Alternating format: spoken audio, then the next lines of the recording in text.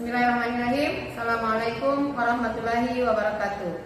Yang saya hormati Bapak Fasilitator saya, Bapak Abdul Karim Tahir. Yang saya hormati Pak Zulkifli selaku pengajar praktik saya. Pada kesempatan ini saya akan melakukan praktik coaching untuk supervisi akademik bersama dengan rekan saya, Ibu Radia.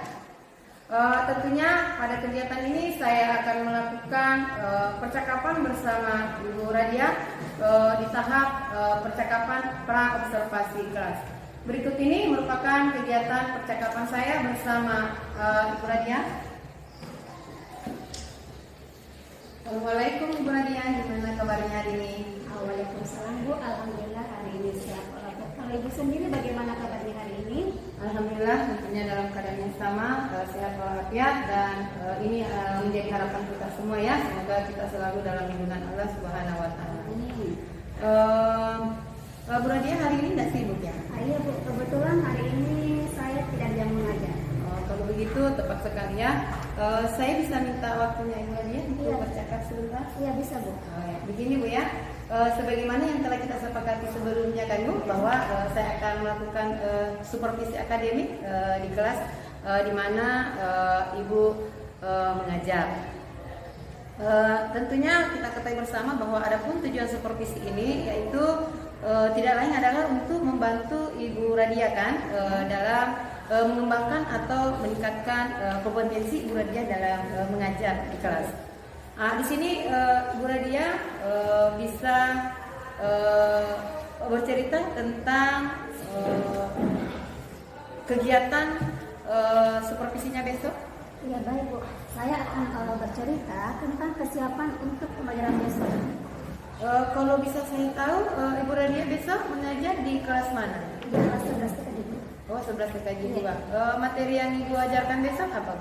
Jadi untuk materi besok yaitu materi ketiga, yaitu menganalisis titik, garis, dan bidang pada geometri dimensi 3. Oh, jadi materinya geometri dimensi 3 ya? Kalau begitu, apa tujuan yang hendak dicapai dalam kegiatan pembelajaran Ibu besok? Jadi tujuannya itu ada 3 ya Bu ya yang hendak dicapai. Jadi yang pertama itu siswa dapat menentukan jarak antara dua titik dalam ruang dimensi 3. Kemudian yang kedua, siswa dapat menentukan jarak antara titik dan garis dalam ruang dimensi 3. Kemudian yang terakhir Bu, siswa dapat menentukan jarak antara titik dan bidang dalam ruang dimensi 3. Oh, jadi ada 3 ya tujuan yang ingin Anda capai pada kegiatan pembelajarannya besok terkait dengan materi dimensi 3. Di sini Ibu Radia tentunya sudah melakukan beberapa persiapan ya untuk pembelajaran besok. Nah, apa-apa yang Ibu sudah siapkan untuk besok? Jadi yang saya siapkan Ibu, tentunya kita sebagai guru sebelum masuk ruang kelas atau kelas, tentunya kita menyiapkan yang namanya perangkat pembelajaran berupa RPP, media, kemudian LKPD atau lembar kerja peserta didik dan evaluasi. Nah, jadi mendengarkan apa yang disampaikan, sepertinya ini sudah siap sekali ya untuk saya supervisi besok. Nah, di sini tentunya dalam kegiatan belajar mengajar tentunya ada materi yang dimana Ibu kesulitan dalam menyampaikannya atau bahkan sulit bagi siswa untuk memahaminya. Ya, dalam hal ini berkaitan dengan apa sebenarnya? Ini berkaitan dengan kemampuan siswa yang berbeda-beda Bu ya. Karena ternyata di dalam kelas ada siswa yang senang belajar matematika dan ada siswa pula yang tidak senang dengan pelajaran matematika atau sulit memahaminya. Oh, seperti itu ya Bu. Jadi yang Ibu sampaikan ini berarti terkait dengan kebutuhan dan kesiapan belajar siswanya ya, dimana ada siswa yang begitu senang belajar matematika artinya dia mudah paham kan, dan ada siswa yang merasa sulit sehingga susah juga untuk memahaminya. Tentunya dalam hal ini untuk mengatasi atau terkait dengan kemampuan siswa yang berbeda-beda ya, tentu Bu Radia ini punya strategi ya, atau mungkin punya model pembelajaran atau metode apa yang dilakukan terkait dengan materi dimensi 3 yang akan Ibu ajarkan besok. Ya, berhubung karena siswanya beragam dalam pembelajaran matematika ini, tentunya saya sebagai guru harus menyiapkan pembelajaran yang beragam pula untuk memfasilitasi siswa baik yang cepat paham maupun siswa yang lambat paham. Di sini saya akan melakukan pembelajaran dengan menggunakan media berupa benda konkret ya Bu ya, berupa bangun ruang dan mempersiapkan lembar kerja kubus dan balok. Dan saya akan mengelompokkan siswa yang cepat paham akan memberikan mungkin lembar kerja yang menantang, dan untuk siswa yang lambat paham saya akan memberikan lembar kerja yang mudah. Ya, luar biasa ya. Ibu betul sudah mempersiapkan seperti apa yang akan Ibu lakukan di kelas besok. Kelihatannya Ibu ini sudah menunjukkan pembelajaran yang berdiferensiasi ya, karena memperhatikan kebutuhan siswanya, kesiapan belajar siswanya. Sangat luar biasa ya Bu. Nah, dalam kegiatan supervisi akademik, kira-kira apa yang bisa saya bantu ya Bu terkait dengan area pengembangan yang hendak dicapai? Di sini saya akan meningkatkan area pengembangan diri saya Bu. Jadi ada dua ya yang saya akan tingkatkan. Yang pertama itu bagaimana cara menyampaikan materi dengan jelas supaya siswa mudah untuk memahami materi tersebut yang saya sampaikan. Kemudian yang kedua, pengembangan sosial emosional saya Bu. Karena dalam pembelajaran matematika itu beberapa siswa mengatakan matematika itu sulit, sehingga di sini saya harus mengontrol emosional saya dalam menghadapi kesulitan siswa tersebut. Ya, luar biasa. Saya rasa apa yang tadi Ibu lakukan. Jadi saya dengar dari Ibu area pengembangan yang akan dicapai ada dua yang tadi ya. Pertama, Ibu akan berusaha untuk meningkatkan kemampuan Ibu tentunya dalam mengajar. Ini terkait dengan kompetensi profesionalnya Ibu ya, atau kompetensi pedagogiknya Ibu. Kemudian yang kedua yang ingin dikembangkan itu adalah terkait dengan sosial emosionalnya Ibu ya. Ini kaitannya dengan kompetensi kepribadian dan sosial. Nah, dari kedua kompetensi yang akan Ibu kembangkan ya, tentunya dalam hal ini Ibu mempunyai strategi. Kira-kira bagaimana strateginya Ibu Radia untuk mencapai kompetensi ini? Jadi strategi saya untuk mencapai kompetensi ini, saya harus menyiapkan yang namanya perangkat pembelajaran yang jauh lebih baik, lebih lengkap dari biasanya. Selain itu, saya juga menggunakan media konkret yang mudah dipahami oleh siswa. Jadi itu strateginya Ibu terkait dengan area pengembangan Ibu untuk meningkatkan kemampuan mengajarnya. Nah, untuk area pengembangan yang kedua terkait dari sosial emosionalnya Ibu, gimana strateginya Bu? Untuk yang poin kedua ini Bu, saya harus mengontrol emosional saya dan memberikan perlakuan siswa sesuai dengan kebutuhan dan kesiapan belajar siswa tersebut. Wah, luar biasa penjelasan dari Ibu Radia.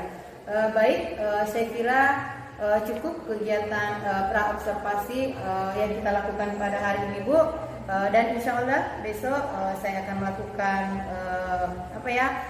supervisi di kelasnya Ibu. Kelas berapa tadi Bu? Di kelas 11 TKJ 2. Di kelas 11 TKJ 2 ya, dengan materi dimensi 3 ya.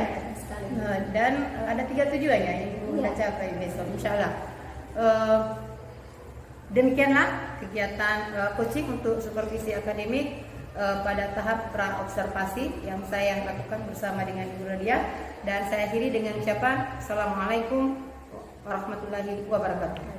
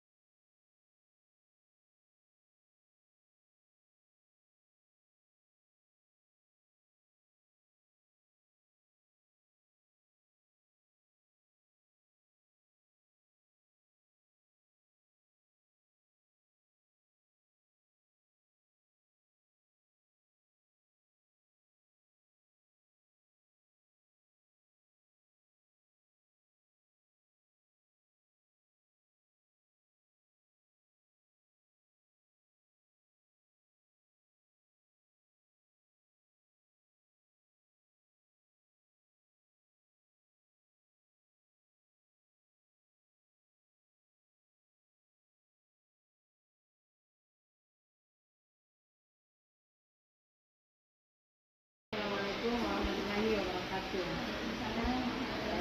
Baik, setelah tahap observasi lalu kemudian tahap observasi, pada kegiatan kita kali ini yaitu sudah pada tahap percakapan pasca observasi di kelasnya.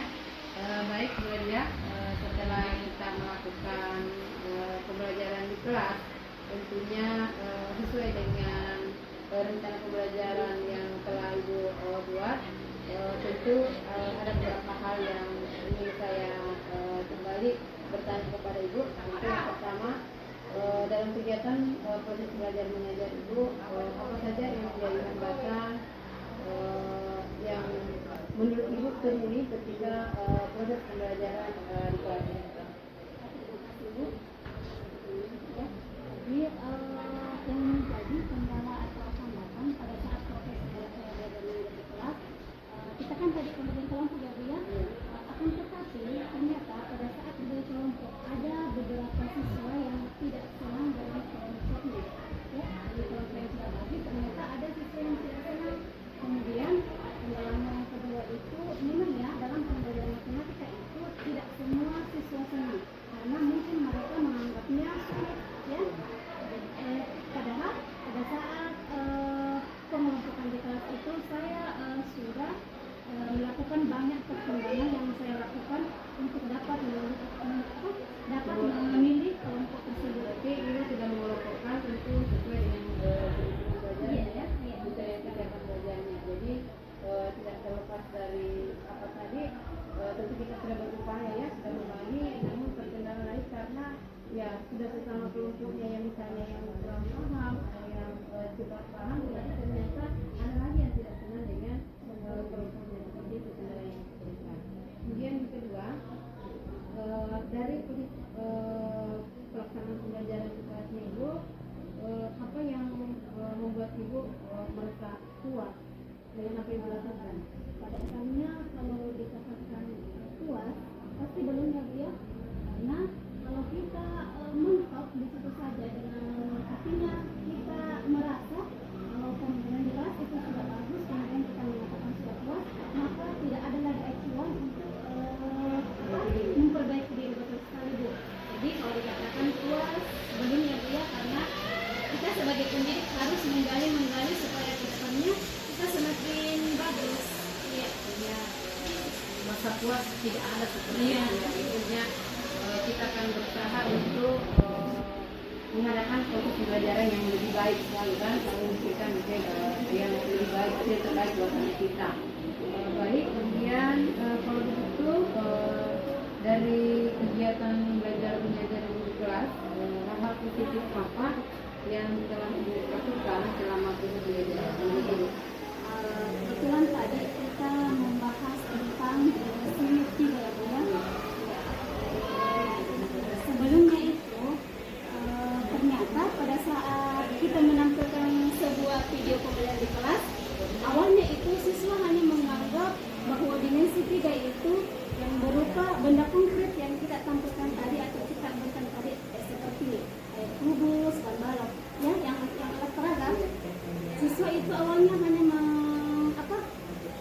menganggap kubus dan balok itu dimensi 3. Ternyata contoh kecilnya itu dimensi 3 yang dianggap siswa itu kelas. Ternyata kelas itu termasuk dalam kategori dimensi 3 ya. Punya ruang sudah dimensi 3 yang tentunya yang telah dipelajari tadi, aplikasi dari pelajaran salah satu contoh yang dipelajari tadi dalam kehidupan sehari-harinya masuk ruang kelas yang mereka tempati belajar. Itu adalah satu bangun dimensi 3 ya. Baik, luar biasa sekali ya Bu yang telah Ibu lakukan di kelas. Nah, kalau seperti itu apa sebenarnya yang menurut Ibu, kalau tadi Ibu merasa belum puas ya, artinya ada upaya untuk jauh lebih baik lagi ya. Nah, kalau begitu apa yang Ibu lakukan untuk memperbaiki atau untuk menambah kepuasan Ibu pada pertemuan-pertemuan berikutnya? Iya Bu. Untuk kedepannya sebagai kedepannya itu saya sebagai pendidik harus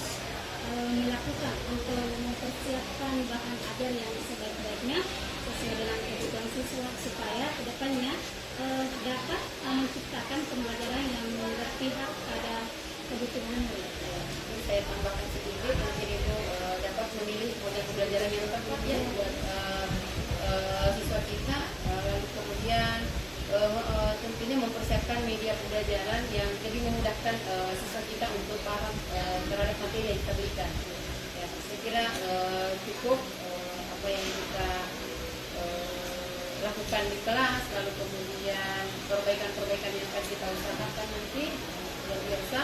Dan saya mengucapkan terima kasih atas kesiapan dia untuk saya jadikan sebagai guru yang akan saya supervisi dalam kaitannya coaching untuk supervisi